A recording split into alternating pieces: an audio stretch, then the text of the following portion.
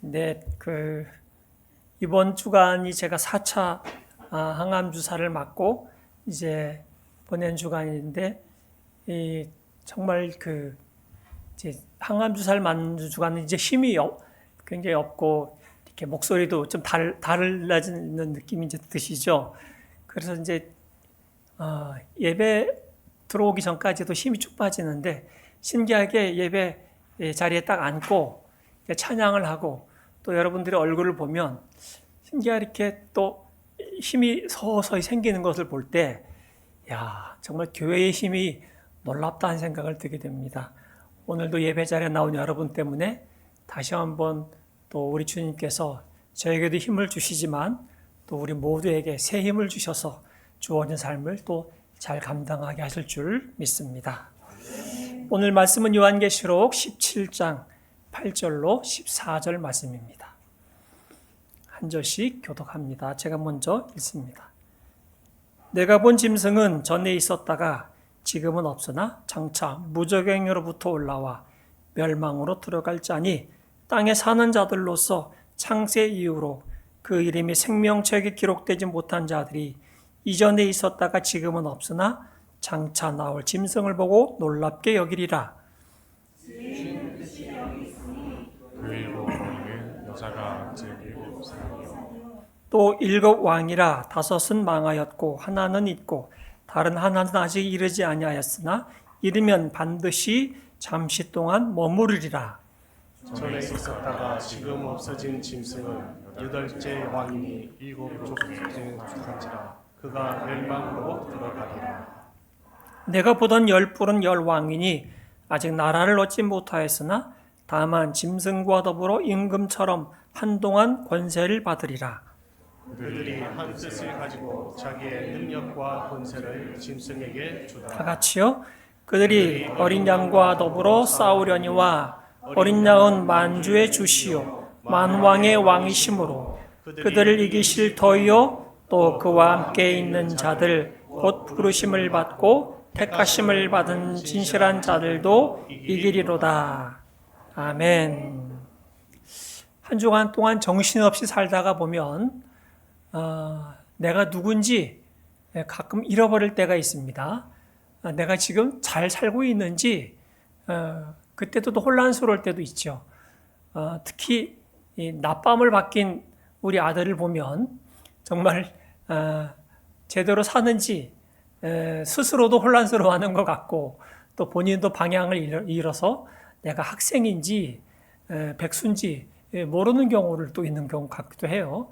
그래서 우리가 정신없이 그냥 쫓기듯이 살다가 보면 정말 초조하고 때로는 불안하고 그런 삶을 많이 살게 됩니다.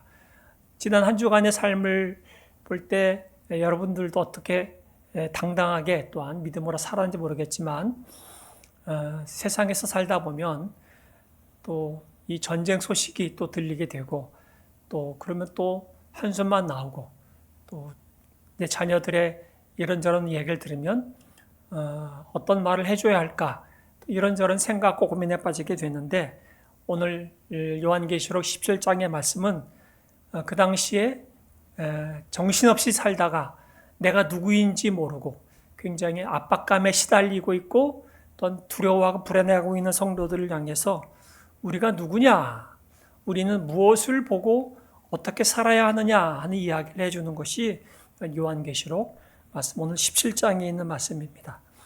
17장에는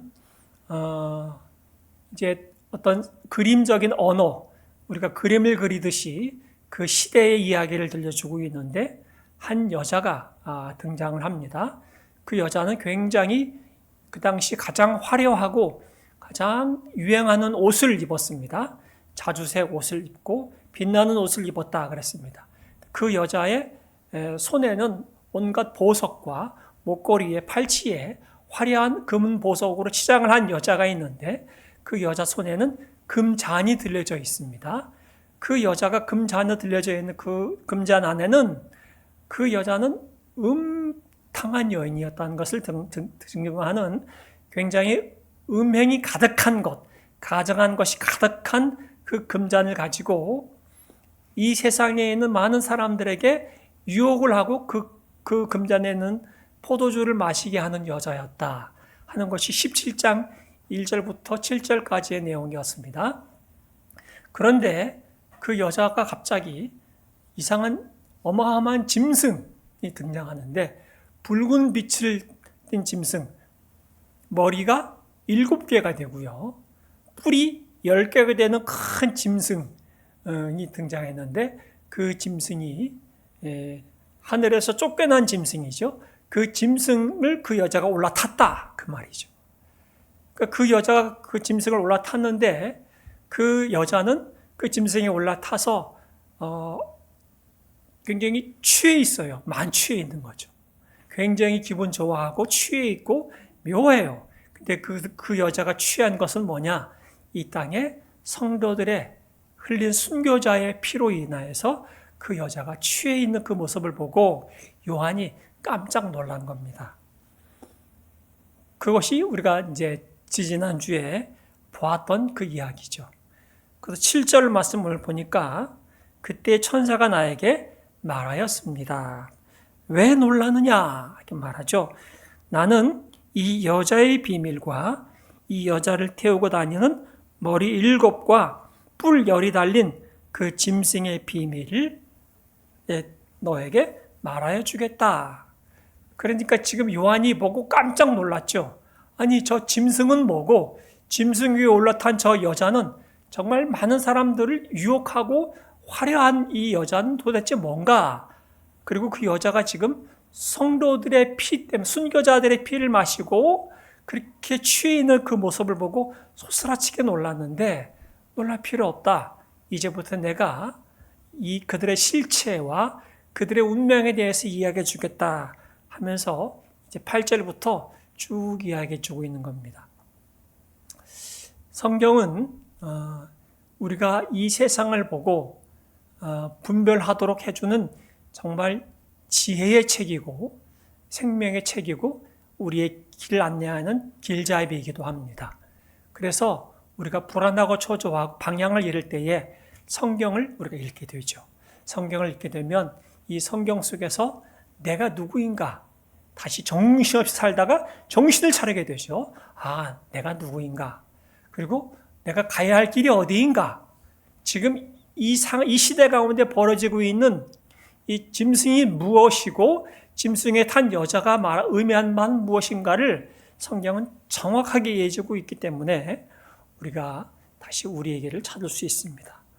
오늘 8절 말씀에 그 짐승에 대해서 이렇게 얘기합니다. 내가 본 그 짐승은 뭐라 그래요?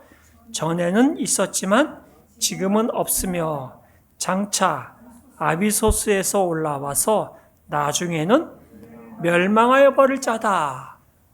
분명히 말하죠. 여기서 장차 아비소스란 말은 오늘 개역성경 본문에서는 무저갱이라고 얘기합니다. 무저갱이라는 뜻은 이제 한자 뜻을 갖고 있어서 좀 어렵겠지만 끝이 없는 지하, 끝이 없는 데서 올라왔다 그 말입니다. 무저갱. 그래서 여기서는 아비소스라고 말하고 있는데 개역성경에서는, 개역 한글에서는 무저갱이라고 얘기했죠. 끝이 없는 저 지하 세계에서 올라온 그 짐승은 나중에는 어떻게 된다고요? 다시 멸망해서 스올, 지하로 떨어질 자인데, 그 짐승은 어떤 존재인가? 전에는 있었다는 말은 전에는 하늘에 있었다는 말입니다. 전에는 하늘 세계에 있었고 하나님의 창조된 거룩한 천상의 세계, 영적인 거룩한 신비로운 존재였는데 지금은 없다는 것은 하늘에서 미가엘 천사장과 함께 싸워서 타락한 이 사탄이 어떻게 됐다고요? 하늘에서 쫓겨났다 그랬죠. 전에는 하늘에 있었지만 지금은 하늘에서 쫓겨난 존재, 그래서 힘을 쓸 수 없고 하나님께서 결박해 놓은 존재다 그 말이죠. 지금 이 짐승은 적그리스도를 말하는 거죠. 그래서 여러분들에게 얘기했지만 그 짐승이 바다에서도 올라온 짐승이 있었고 땅에서도 올라온 짐승이 있었다 그렇게 했지 않습니까? 그 짐승은 이제 자기가 하나님께 결박이 되니까 자기의 똘마니들을, 사탄이 자기의 똘마니들을 세워서 이 세상을 공중의 권세 잡은 자, 자기 마음대로 왕노릇 하려고 하는데, 그게 적그리스도, 거짓 선지자, 특히 이제 바벨론 오늘 등장하는 음탕한 여자를 앞세워서 세상을 혼란스럽게 하고 성도들을 박해하는 일을 하고 있다 하는 것을 지금 말하고 있는 거죠. 이 실체는 분명합니다. 전에는 거룩한 천사와 같이 하늘 세계에 있었다가 그가 하나님을 거역하고 자기 의지로 하나님을 대적함으로 말미암아 하늘로부터 쫓겨난 이 사탄 무리는 지금은 하나님께 결박되어 있는데, 마지막 날 잠시 풀려나서 무저갱에서 아비소스에서 올라왔지만 마지막 운명은 다시 멸망할 것이다. 그렇게 지금 이야기해주고 있습니다. 조금 더 얘기합니다. 9절입니다. 여기에 뭐가 필요하다고요? 지혜를 가진 마음이 필요하다. 그러면서 하는 말이 다니엘서에서 했던 이야기, 구약 성경의 이야기를 조금 더 가지고 옵니다. 머리 7은 그 여자가 타고 앉은 7 산이요, 또한 7 왕이다. 다니엘서 7장에서 여러분들에게 미리 말한 바 있지만, 다니엘서에서 7장에서 봤던 짐승 4마리의 짐승이 있었습니다. 그때도 역시 다니엘 때도 그림 언어로 얘기했습니다. 그 시대에 아수르, 또 바벨론, 또 메데 페르시아 제국, 또 헬라 제국, 앞으로 있을 로마, 이 모든 이 시대에 자기 힘을 과시하는 이 모든 강력한 왕들과 세력들을 짐승으로 상징적인 표현으로 하면서 그 짐승들이 계속해서 일어날 텐데, 그 짐승들 가운데 7 머리라고 하는 것은 7 힘을 가진 세력들이라는 거죠. 7 왕, 7 산, 다 권세를 상징하는 겁니다. 그 가운데 5은 이미 망했다. 그 시대는 지나갔다. 그 말이죠. 그 시대는 아수르 시대부터 바벨론 시대부터 헬라, 페르시아부터 다 지나갔다. 그 말이죠. 그 시대는 이제 로마 시대겠죠. 1세기 당시에는. 하나는 있고 또 다른 하나는 아직 나타나지 않았다. 그것이 나타날지라도 뭐라고 합니까? 잠깐밖에 머물지 못할 것이다. 이것을 너희가 지혜를 가지고 분별할 수 있어야 한다는 거죠. 이 역사 속에서 그 누구도 힘을 가지고 싶었고 강력한 제국과 나라를 세웠지만 그것이 영원한 제국이 없었다. 이 역시 잠시 힘을 가졌다가 그 역시 망한다. 그 말이죠. 11절. 또 전에 있다가 지금은 없는 그 짐승은 8번째인데 그것은 그 7 가운데 속한 것으로 마침내 멸망하여 버릴 자다. 그 8번째 나오는 것조차도 마지막에 멸망하여 버릴 자다. 세상에 강력한 힘을 가진 자, 여러분 그 울룩불룩한 자 있잖아요. 여러분들이 가장 무서워하는 힘 있는 자, 그런 자들이 늘 여러분들을 두렵게 하고 압박을 가하고 위협 가운데 공포를 떨게 하지만 그가 여러분을 영원히 그렇게 할 수 없다. 잠시 그렇게 하다가 사라질 자다. 그러니 겁먹지 말라. 그 얘기하는 거죠. 학교 다닐 때에 꼭 힘으로 폭력을 행사하는 자가 있었어요. 저가 학교 다닐 때는 그때 이제 고아들이 많아서 이제 그 기관 시설에 있는 애들이 굉장히 힘을 쓸 때였습니다. 근데 철수라는 애가 그때 이름이 이렇게 철수라는 이름이 많은지 몰라요? 키가 가장 작아요. 1번이에요. 학교에서 1번.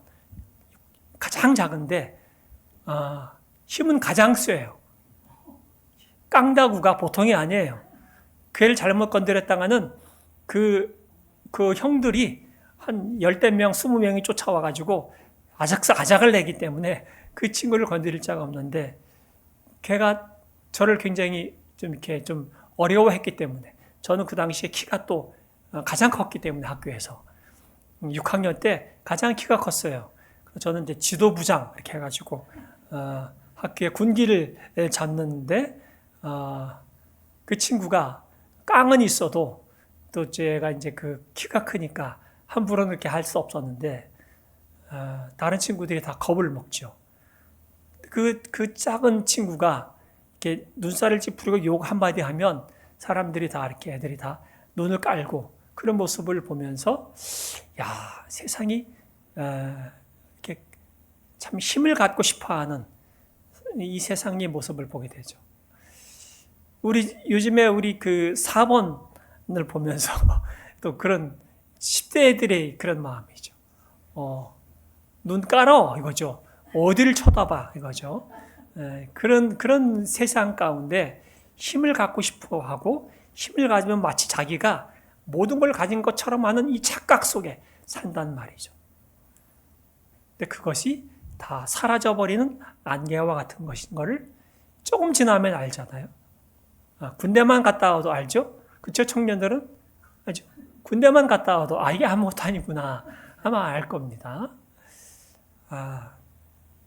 돈을 많이 가진 사람들은 그렇게 돈 자랑을 하고 싶어 하고 그 돈 자랑하는 것이 부러워서 돈을 갖고 싶어 하죠. 그래서 그렇게 로또나 흥행이 굉장히 많이 되기도 하죠.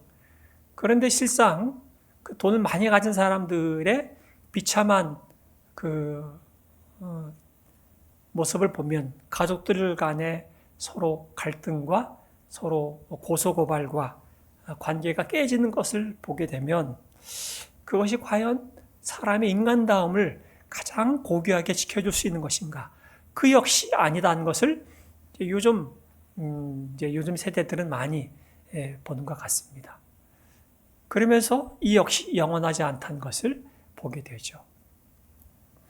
세상에 짐승의 위에 올라타 앉은 이 여자는 힘과 돈과 쾌락과 권력으로 이 모든 것들을 우리로 하여금 유혹하는 존재다 하는 것이 성경의 이야기죠. 그런데 이 모든 것들이 다 영원하지 않고 잠시 있을 뿐이다. 이 모든 것들은 다 사라져버릴 것이고 망해버릴 것이다. 이런 분별과 지혜를 가져야 한다 말씀하고 있습니다. 그러면서 12절 이렇게 얘기하면 내가 본 열불은 열왕이다. 여전히 그들은 힘을 가진 왕들이다. 그들은 아직 나라를 차지하지 못하였지만 그 짐승과 함께 한동안 왕권을 차지할 것이다. 잠시 동안 왕권을 차지할 것이다. 그들은 한 마음이 되어서 뭐라고요? 그들의 능력과 권세를 그 짐승에게 내줄 것이다. 그들은 다 짐승에게 힘을 몰아서 마치 이것만 있으면 구원을 받을 것 같고 이것만 있으면 성공하고 행복할 것 같은 그런 착시 현상과 환상과 꿈을 심어줄 것이다. 그것이죠. 이게 세상의 화려한 유혹이고 또한 힘으로 주는 겁박인 겁니다. 안타깝게도 또 중동의 전쟁이 벌어졌는데 힘으로 무너뜨리면 마치 모든 평화가 이루어질 것 같은 착각에 빠져서 또 힘으로 또 억압을 하려고 하는 시도를 하고 있습니다. 참 어리석은 안타까운 현상이 또 벌어지고 있죠. 우리는 그런 착각에 빠지는 이유가 무엇일까? 짐승의 위에 앉은 이 음탕한 여자의 유혹에 넘어가고 있는 것이고 내가 지금 이렇게 하지 않으면 내가 잡아먹힐 것 같은 또 압박을 받으니까 그렇게 하는 것이겠죠. 여기로부터 자유할 수 있는 자가 누구일까?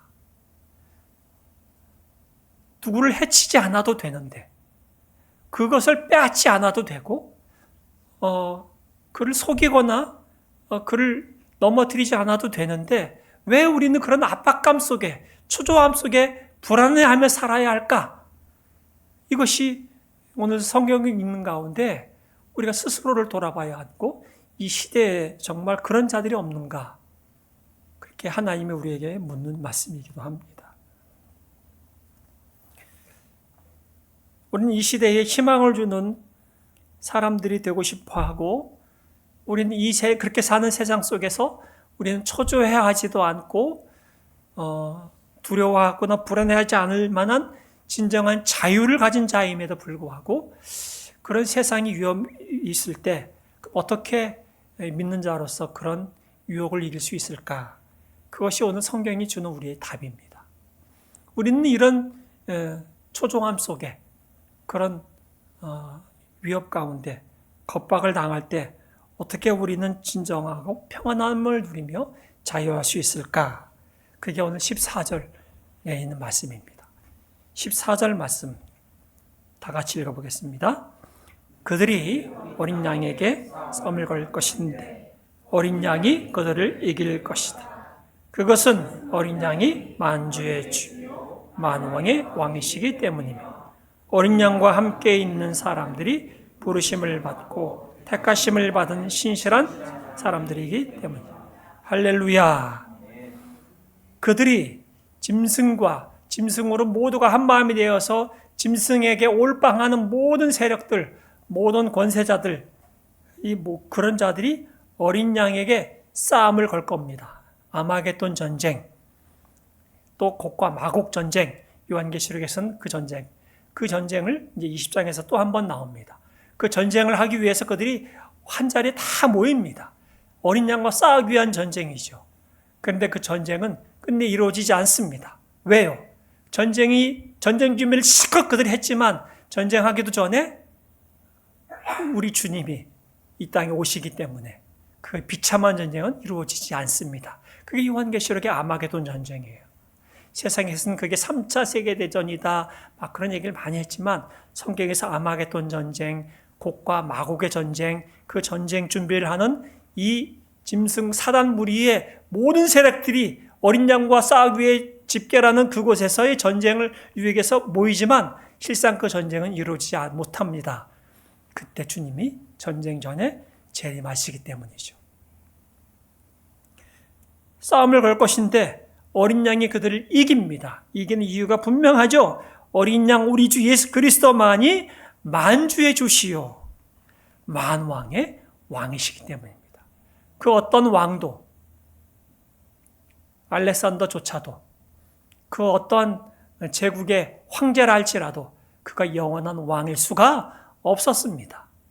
만왕의 왕이시고 만주의 주 되신 우리 주 예수 그리스도만이 우리를 통치하시고 우리를 다스리시기 때문에 그분 편의 선자, 어린 양의 편의 선자만이 역시 승리한 왕의 편에서 승리를 누릴 것이고 승리할 수 있는 겁니다.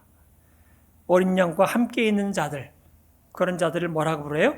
부르심을 받고 택하심을 받은 신실한 사람들, 그런 자들이 어린 양과 함께 승리할 수 있다 이렇게 말하고 있죠. 사랑하는 성도 여러분, 여러분과 저는 부르심을 받은 자들입니다. 누구로부터요? 어린 양으로부터, 하나님 우리 아버지로부터 부르심을 받은 자들입니다. 택함을 받은 자들입니다. 우리가 자격이 있어서도 아니고 문벌이 좋고 학벌이 좋아서도 아니고 똑똑해서도 아니죠. 착한 일을 많이 해서도 아닙니다. 놀랍게도 내 의지와 상관없이 하나님이 나를 하나님의 자녀로 택하여 부르신 거죠. 그 부르신 자를 하나님이 자녀 삼아주시고 아들, 딸 삼아주셔서 하나님의 나라를, 하나님의 유업을 상속해 주시고 그것을 우리에게 맡기신 겁니다.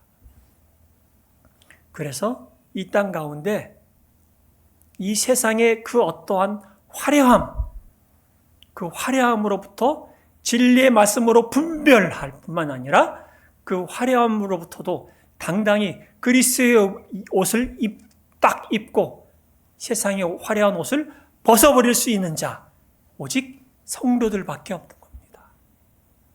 세상의 힘과 무력과 권력으로 겁박하고 위협한다 할지라도 거기에 굴하거나 거기에 겁먹지 않고 당당할 수 있는 것, 기꺼이 예수 그리스도께서 가신 십자가를 갈 수 있는 것은 우리 주께서 가신 그 길을 내가 믿고 주께서 나와 함께 하심에 대한 확신을 갖기 때문에 모든 성도들이 십자가의 길을, 고난의 길을 갈 수 있는 거지요. 그게 오늘 주시는 말씀인 겁니다. 오늘의 적용 말씀은 에베소서 1장 말씀입니다. 하나님은 세상 창조 전에 그리스도 안에서 우리를 어떻게 해요? 택하시고 사랑해 주셨다. 언제부터요? 언제부터? 세상 창조 전에 그리스도 예수 안에서 우리를 택하시고 사랑해 주셨습니다. 그래서 하나님 앞에서 거룩하고 흠이 없는 사람이 되게 하셨습니다. 분명히 말씀하십니다. 이 믿음이 확신을 가질 때에 흔들리지 않는 거죠. 5절 말씀은 하나님은 하나님의 기뻐하시는 뜻을 따라 예수 그리스도를 통하여 우리를 하나님의 자녀로 삼으시기로 예정하신 것입니다. 이것을 하나님이 기뻐하셨다 말하는 거죠. 우리를 하나님의 자녀 삼으시기로 기뻐하신 겁니다. 우리가 우리 자녀를 내 자녀를 삼은 것을 기뻐하잖아요. 비록 지금은 미숙하고 실수하고 지금은 내 마음에 썩 들지 않지만 그러나 내 자식인 것을 기뻐한단 말이죠. 하나님은 우리를 그리스도 안에서 자녀 삼은 것을 기뻐하십니다. 그래서 하나님의 사랑하시는 아들 안에서 우리에게 거저 주신, 다 같이 읽어볼까요? 하나님의 영광스러운 은혜를 찬미하게 하셨습니다. 하나님이 우리에게 요구하시는 것, 기대하시는 바, 하나님이 우리에게 주신 이 부은 사랑과 은혜와 하나님의 이 모든 영광스러움을 우리의 삶에서 찬미하고 찬송하고 자랑하도록 하셨다. 그러니까 너 부모 자랑하면서 살아라, 그 말이죠. 자녀들이 철이 없을 때는 엄마 아빠 학교 오는 거 싫어하죠. 그렇죠? 길거리에도 만나도 모른 척하고 친구들 때문에 모른 척하고 지나갈 때도 있을 때도 있겠죠. 그런데 철이 들고 나면 엄마 아빠의 그 삶을 귀하게 여기고 나도 엄마 아빠처럼 살았으면 좋겠다 하는 마음도 갖게 되고 존경의 마음을 갖는 거죠. 그 삶의 무게를 알면 알수록 그렇게 되겠죠. 이 땅에 있는 하나님의 자녀들은 하나님이 우리에게 부으신 사랑을 내가 더 많이 경험하면 경험할수록 하나님이 너무나 커 보이고 우리 예수님이 너무나가 귀하게 여겨져서 내가 예수님을 믿고 하나님의 자녀가 됐다는 것에 대한 그 감사, 그 고백이 그냥 흘러넘치게 되는 겁니다. 그러면 우리 삶에 표정으로도 묻어나게 되는 거죠. 그냥 남들이 나를 어렵게 해도 그것이 나를 데미지 입히지 않는 거죠. 그렇게 세상 사람들이 세상의 화려한 것들로 막 치장하고 자랑하고 막 그래도 그게 그렇게 막 나를 흔들 정도로 부럽진 않은 거죠. 나에게는 정말 나를 창세전부터 사랑하신 우리 하나님, 우리 예수님이 계시고 지금도 나를 꽉 붙잡고 계셔서 이 세상과 바꿀 수 없는 나의 사랑은 존재야 그 말씀으로 나를 유리해 주시는 그 하나님 아버지, 그 우리 주님 때문에 우리의 주어진 삶을 또 우리도 믿는 자답게 하나님의 자녀답게 살아갈 수 있는 겁니다. 그것은 사랑의 열매를 맺는 거죠. 하나님은 사랑이시니까 우리도 사랑의 열매를 맺는 자의 삶을 사는 것입니다. 이번 한 주간 동안 또 살아갈 때에 우리 주님이 우리와 함께 하십니다. 어린 양 만왕의 왕이시고 만주의 주 되신 주님이 승리하신 그 승리의 편에 선 자, 그게 우리들이죠. 그래서 두려워할 필요도 없고 잠시 있다가 사라져버릴 것들로 또 부러워할 필요도 없습니다. 내가 누구인지, 우리가 무엇을 위해서 부름 받았는지를 기억하시고 우리에게 주어진 믿음의 여정을 또한 주와 함께 멋지게 걸어가시기를 주의 이름으로 축복합니다. 아버지 하나님 은혜 감사합니다. 세상의 화려한 모습을 보고 더 이상 그것에 흔들리거나 불안해하거나 초조해하거나 부러워하지 않는 정말 주님 안에서 진리의 말씀 안에서 자유할 수 있는 자로 불러주셔서 감사합니다.